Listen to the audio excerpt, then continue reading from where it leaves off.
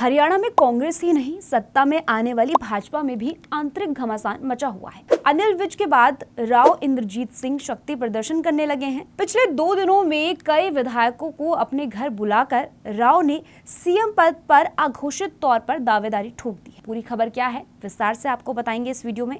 नमस्कार, आप भारत राजनीति देख रहे हैं। मेरा नाम तान्या अधिकारी।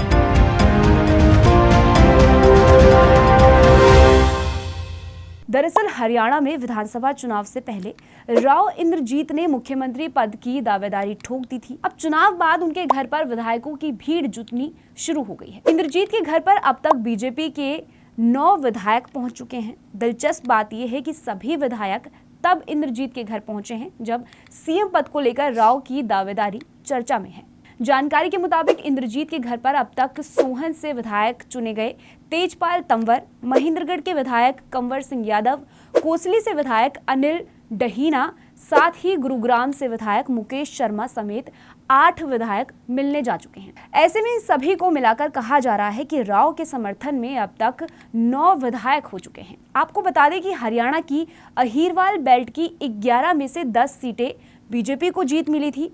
पार्टी को सिर्फ महेंद्रगढ़ की नांगल चौधरी में हार मिली थी। इन 10 में से बहादुरगढ़ से जीते विधायक ही राव इंद्रजीत खेमे के नहीं है। इंद्रजीत समर्थकों का कहना है कि जिस व्यक्ति के सभी लोग चुनाव जीत गए हो, उसे पार्टी कैसे नजरअंदाज कर सकती है। ध्यान रहे कि हरियाणा विधानसभा की 90 में से 48 सीटों पर बीजेपी को जीत मिली है। ये बहुमत से सिर्फ 2 नंबर ज्यादा है। ऐसे में संख्या बल के नजरिए से भी देखा जाए तो इंद्रजीत को नजरअंदाज करना बीजेपी हाईकमान के लिए आसान नहीं है।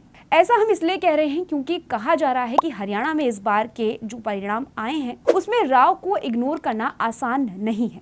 यही वजह है कि पिछली बार के मुकाबले इस बार सरकार गठन होने में देरी हो रही है। हालांकि पिछली बार की बात की जाए तो राव 2019 में भी सीएम पद के दावेदार थे, लेकिन उस वक्त मनोहर लाल खट्टर से मात खा गए थे। मौजूदा समय की बात की जाए तो कहीं ना कहीं उन्हें इस कुर्सी तक पहुंचने की उम्मीदें हैं। हालांकि राव के राह में नायब सैनी एक बड़ा रोड़ा है। सैनी के नाम की पहले ही बीजेपी हाईकमान ने घोषणा कर रखी है। ऐसे में इस बार की गुंजाइश कम है कि सैनी को हटाकर किसी और को मुख्यमंत्री बनाया जाए। कहा जा रहा है कि राव सीएम नहीं बनते हैं तो मुखर होकर अपनी राजनीतिक बार्गेनिंग पावर बढ़ाएंगे। आगे जो कुछ भी होगा उसका इंतजार करना चाहिए। खबर से जुड़ी आगे जो कुछ भी अपडेट आएगी हम आप तक जरूर पहुंचाने की कोशिश करेंगे।